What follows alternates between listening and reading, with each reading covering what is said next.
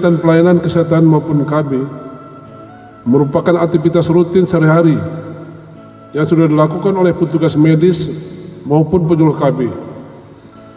Namun tetap saja diperlukan kegiatan seperti ini berkelanjutan. Sebab momentum TNI KB Kesehatan tidak hanya ditujukan untuk mengobati masyarakat dalam waktu relatif singkat, tapi juga sebagai bentuk sosialisasi tentang pentingnya menjaga kesehatan dan perlunya merencanakan keluarga kecil, sehat dan bahagia.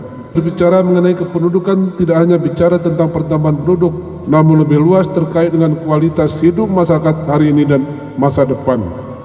Karena itu negara kita, Indonesia, program keluarga berencana sangat digalakkan dan kini program-program KB kembali dibangkitkan oleh pemerintah dan diharapkan mendapat dukungan dari segenap masyarakat.